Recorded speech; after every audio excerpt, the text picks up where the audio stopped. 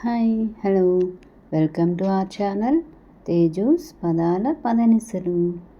ఈరోజు మనం చెప్పుకోబోయే కథ చెలి నివాసమై పార్ట్ 42. ఇంకా లేట్ చేయకుండా స్టోరీలోకి వెళ్ళిపోదాం. బాలు రామయ్య తాతతో మనం హైదరాబాద్ వెళ్ళాలని చెప్పడంతో ఎందుకు అని అడుగుతారు. ఆ తర్వాత కానీ తాతయ్య, మనం టిల్లుని చిన్నప్పటి నుండి పెంచాం, మనకి హక్కు ఉంటుంది కదా తను ఎలా ఉందో తెలుసుకోవడానికి. పైగా అక్కడికి వెళ్ళాక ఒక్కసారి కూడా ఫోన్ చెయ్యలేదు. అసలు అక్కడ ఎలా ఉందో ఏంటో మనం కూడా తెలుసుకోవాలి కదా. ఆయనలో అనుమానం రేకెత్తించాడు బాలు. తెలుసుకోవాలి, కానీ మనకి ఆ హక్కు లేదు కదా బాలు.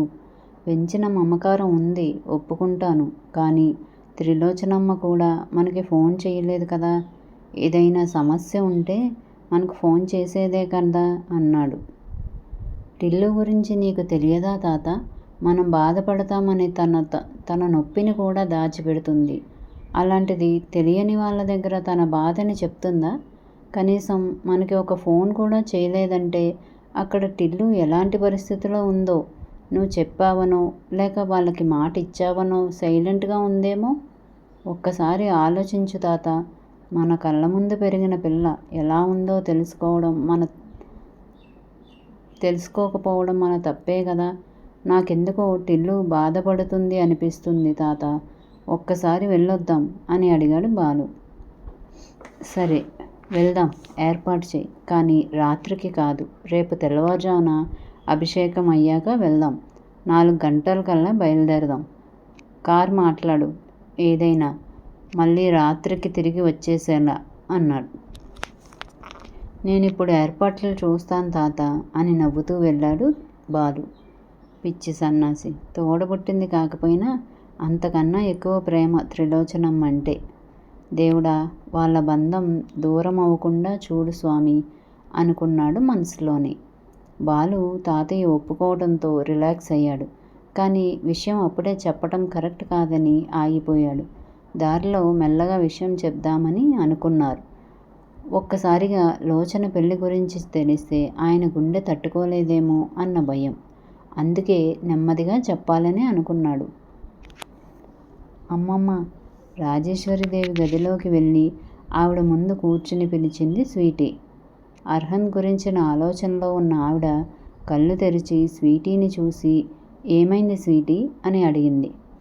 ఏం లేదమ్మమ్మ, నువ్వు రూమ్లో నుండి బయటకు రాకపోవడంతో నేనే వచ్చాను.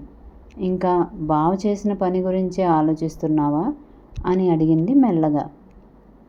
ఆవిడ ఏం మాట్లాడకపోవడంతో, అమ్మమ్మ, బావ నిన్న మొన్న తీసుకున్న నిర్ణయం కాదిది. నీకు తెలుసు కదా, కంపెనీ మొదలు పెట్టాలంటే ఎంత ప్రాసెస్ ఉంటుందో.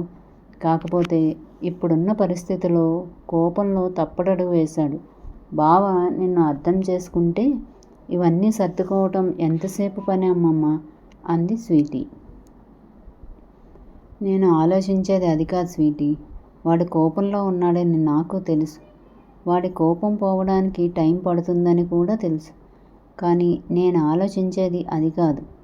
నేను సృష్టించిన ఈ సమస్య నుండి ఎలా బయటపడాలో అని సాలోచనగా అంది రాజేశ్వరీదేవి. బావ ఎలాగో తనని వైఫ్గా యాక్సెప్ట్ చేశాడు కదా అమ్మమ్మ. ఇంకా నువ్వు కూడా యాక్సెప్ట్ చేస్తే ఎలాంటి ప్రాబ్లం ఉండదు కదా అంది స్వీటీ. మీడియా దృష్టిలో, ఈ ప్రపంచం దృష్టిలో జరిగింది మీ పెళ్ళి స్వీటీ. గంభీరంగా వచ్చాయి ఆవిడ మాటలు. అమ్మమ్మ, అది నిజం కాదని నీకు తెలుసు. అబద్ధం ఎన్నో రోజులు దాగదని కూడా నీకు తెలుసు. బావ నీ మాట వింటే వేరేలా ఉండేది. కానీ ఇప్పుడు బావ నీ మాట ఒప్పుకోవడం, ఇంకా తనని తన వైఫ్గా యాక్సెప్ట్ చేశాడు.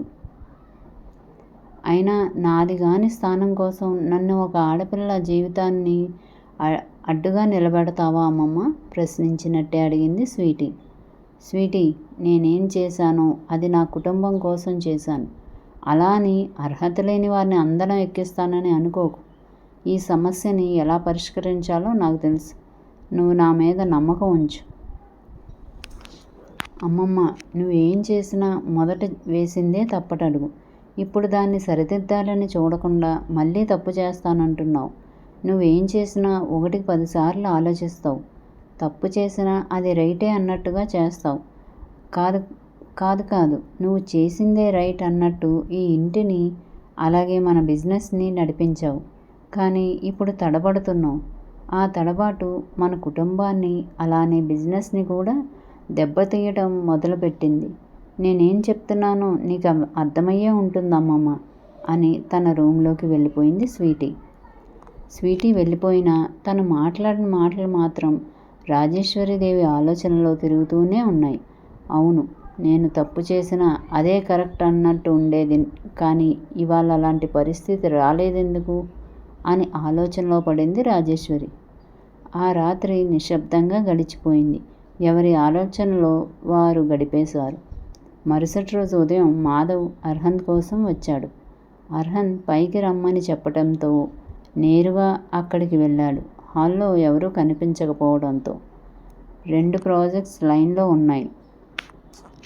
నువ్వు ఓకే చేస్తే నేను ఒకసారి వెళ్ళాల్సి ఉంటుంది. నెక్స్ట్ మనం వర్క్ మొదలు పెట్టొచ్చు అన్నాడు ఫైల్స్ అర్హన్ చేతికి ఇస్తూ.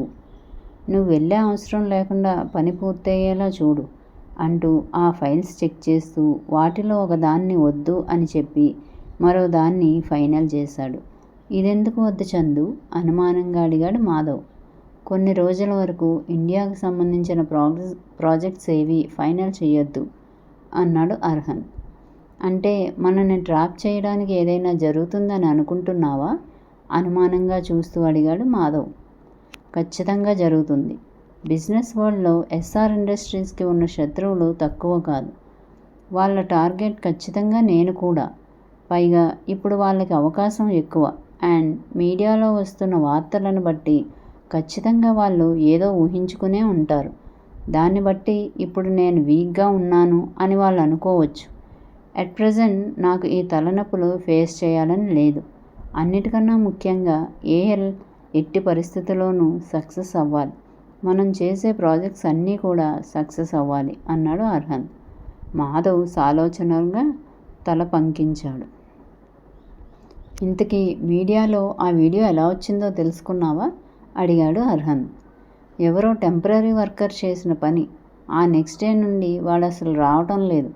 వాడే మీడియా వాళ్ళతో డీల్ మాట్లాడి ఉండొచ్చు అన్నాడు మాధవ్. నో, ఒక నార్మల్ పర్సన్కి అన్ని తెలివితేటలు ఉండవు. ఖచ్చితంగా ఇదంతా ప్లాన్ చేసి చేస్తున్నారనిపిస్తుంది. అసలు మండపం నుండి స్వీటీ ఎలా మిస్ అయిందో తెలిసిందా అని అడిగాడు అర్హన్. లేదు చందు, ఎన్ని రకాలుగా ట్రై చేసినా తెలియలేదు. ఆ టైంలో అసలు స్వీటీ దగ్గర ఎవరూ లేకుండా ఉండటమే విచిత్రంగా ఉంది. అప్పటి వరకు బ్యూటీషియన్ అక్కడే ఉంది. తను ఆ రూమ్ నుండి వెళ్ళాక మీ అత్త కూడా బయటకు వచ్చింది. అదే టైంలో స్వీటీ మిస్ అయింది.